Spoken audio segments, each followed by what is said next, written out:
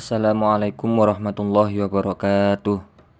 Perkenalkan, kami dari kelompok 4 yang beranggotakan Muhammad Saiful Rizal, saya sendiri, Husnul Khotimah, dan Muhammad Hilmi Taufal Alfanani. Di sini saya akan memaparkan materi mata kuliah penelitian hasil pembelajaran untuk memenuhi tugas mata kuliah penelitian hasil pembelajaran yang bertemakan pengembangan alat hasil belajar non-tes. Untuk materi yang pertama yaitu alat penilaian hasil belajar non-tes merupakan alat yang digunakan untuk mengumpulkan data hasil belajar dalam ranah afektif. Pembedaan alat asesmen atau penilaian hasil belajar secara hitam putih antara tes dan non-tes. Tes lebih cocok untuk mengumpulkan data hasil belajar ranah kognitif. Sedangkan non-tes lebih cocok untuk mengumpulkan data hasil belajar ranah afektif. Sebagaimana lazim berlangsung di kalangan guru di semua jenjang pendidikan sekolah, bahkan juga di kalangan guru di semua jenjang pendidikan sekolah, bahkan juga di kalangan dosen di perguruan tinggi.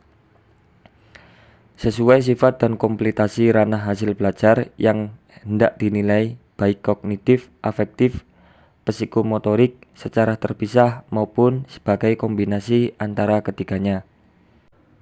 Dalam pembahasan alat asesmen non-tes, kita dapat meminjam sebuah sistematika cukup logis yang dikembangkan oleh Carterji 2003. Penilaian ini mengklarifikasikan jenis-jenis alat asesmen berdasarkan mode of response dan jenis respon yang dituntut dari murid. Adapun penilaian yang pertama yaitu penilaian tertulis.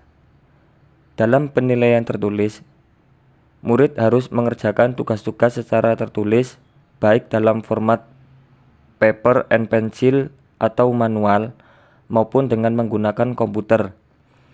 Ciri utama jenis dari penilaian tertulis adalah sifat tertulisnya, jadi harus mengandalkan kemampuan verbal atau berbahasa, khususnya membaca dan menulis. Jenis penilaian non-tes sendiri yang sangat lazim adalah terbentuk kuesioner atau daftar pertanyaan dari segi isi informasi yang dikumpulkan.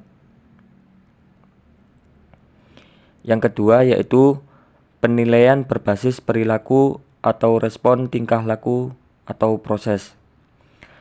Penilaian berbasis perilaku ini, murid dituntut mendemonstrasikan aneka tingkah laku atau aneka proses sebagai hasil belajarnya.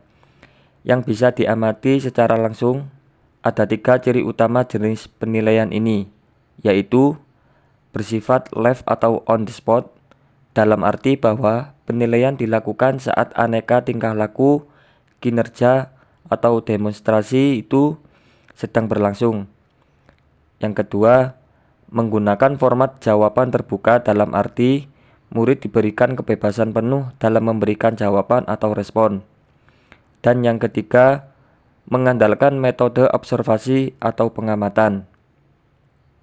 Selanjutnya yaitu penilaian berbasis produk atau respon produk.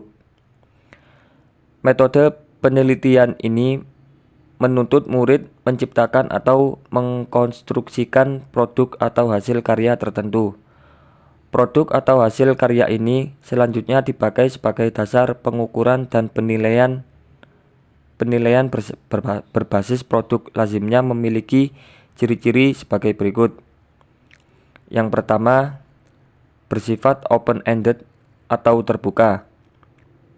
Murid diberi kebebasan menciptakan produk atau hasil karyanya dengan diberi sedikit parameter atau kriteria sebagai persyaratan atau tuntutan yang sekaligus berfungsi sebagai pedoman bagi murid dalam melaksanakan tugas menciptakan produk atau hasil karya tertentu.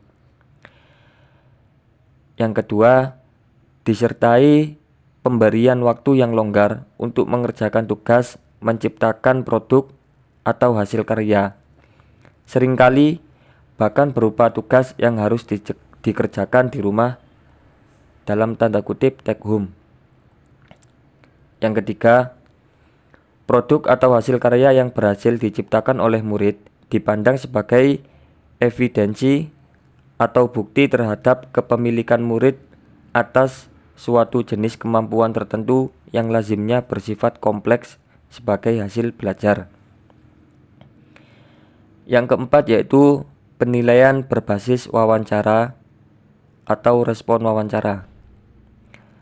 Dalam interview atau wawancara, murid diminta memberikan jawaban secara lisan terhadap pertanyaan atau pertanyaan yang diajukan oleh guru atau pewawancara.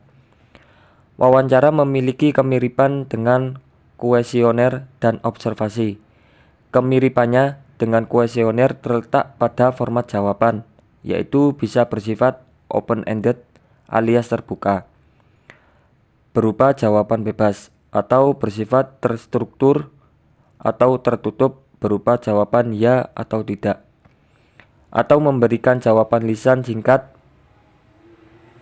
Keunggulan wawancara sebenarnya terletak pada pemberian kesempatan sebebas-bebasnya kepada murid untuk memberikan jawabannya, bisa berupa ungkapan pendapat, sikap, atau perasaan masing-masing, bisa disertai penjelasan maupun alasan-alasan tertentu. Yang selanjutnya yaitu penilaian berbasis portofolio atau respon portofolio. Jenis penilaian ini dilaksanakan dengan cara mengumpulkan secara terencana berbagai hasil karya atau rekaman tingkah laku yang bersama-sama memberikan gambaran yang komprehensif tentang pencapaian seseorang dalam sebuah bidang keahlian yang cukup luas. Sebagai metode penelitian hasil belajar di sekolah, definisinya yang lebih lengkap sebagaimana dikutip oleh Kedergy 2010 dari ahli lain adalah sebagai berikut.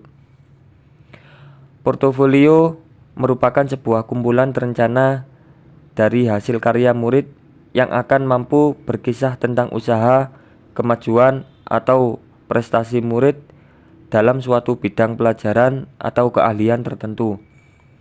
Kumpulan ini harus mencakup keterlibatan murid dalam menyeleksi atau memilih materi portofolionya. Pedoman untuk menyeleksi materi portofolio, kriteria untuk menentukan kualitas dan bukti refleksi diri yang dilakukan oleh murid yang bersangkutan. Adapun jenis-jenis portofolio yaitu ada dua. Yang pertama, working portfolio atau portofolio kerja. Yang kedua, show portfolio atau portofolio kinerja. Seperti tersirat dari namanya, portofolio kerja bertujuan mengumpulkan seluruh contoh hasil karya atau hasil pekerjaan harian murid selama mengerjakan tugas tertentu sejak awal hingga akhir. Portofolio kerja menjadi sejenis dokumentasi lengkap hasil pekerjaan murid untuk setiap mata pelajaran selama satu semester. Misalnya, hasil-hasil pekerjaan yang memuaskan maupun yang tidak memuaskan dimasukkan atau dihimpun dalam portofolio, sehingga diperoleh rekaman lengkap tentang dinamika kemajuan belajar murid dalam masing-masing mata pelajaran. Portofolio kinerja bertujuan hanya mengumpulkan hasil-hasil karya atau hasil-hasil pekerjaan pilihan, terutama hasil-hasil pekerjaan yang memuaskan, sehingga dipandang merepresentasikan prestasi murid dan bisa dipakai sebagai dasar untuk melakukan penilaian hasil belajar secara formal. Swissgood 1994 dalam Layton and Locke 2008 membedakan portofolio menjadi 5 jenis. Yang pertama, untuk membuat semacam exhibit atau media untuk kinerja tentang hasil karya terbaik murid dan perkembangannya.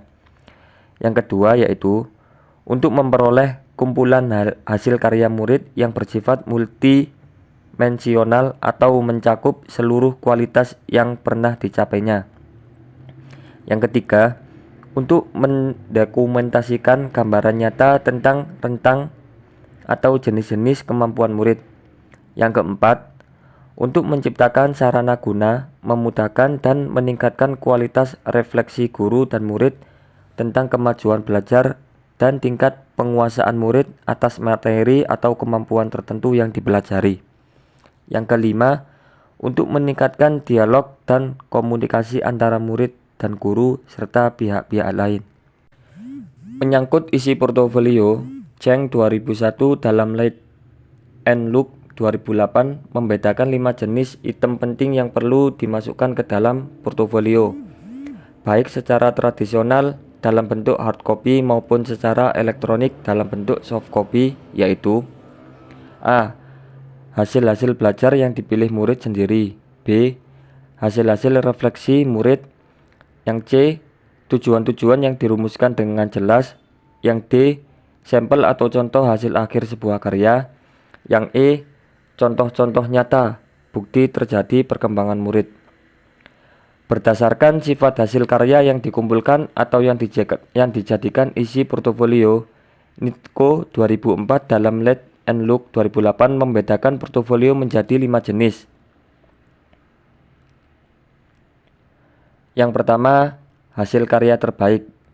Jenis ini berisi kumpulan contoh hasil pekerjaan atau aneka produk lain yang oleh murid dan guru dipandang merupakan indikator paling jelas yang menunjukkan tingkat penguasaan murid atau materi atas materi atau kemampuan yang sedang dipelajari. Yang kedua, perkembangan pendidikan murid. Jenis portofolio ini berfokus pada berbagai proses belajar dan berpikir murid termasuk aneka kesulitan yang dialami. Yang ketiga, hasil karya yang paling favorit.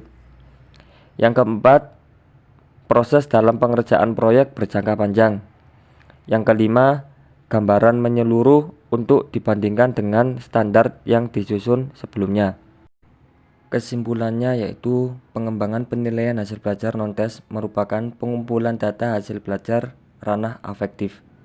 Dalam pembahasan ALAR Assessment Non-Tes yang dikembangkan oleh Chatterjee 2003, penilaian ini mengklarifikasikan jenis-jenis alat asesmen berdasarkan mode of response dibagi menjadi 5. Yang pertama, respon tertulis. Yang kedua, respon berupa tingkah laku. Yang ketiga, respon berupa produk. Yang keempat, respon wawancara. Dan yang kelima, respon berupa portofolio. Mungkin itu saja yang dapat kelompok 4 sampaikan. Apabila ada salah kata yang kurang berkenan di hati, mohon maaf yang sebesar-besarnya. Assalamualaikum warahmatullahi wabarakatuh.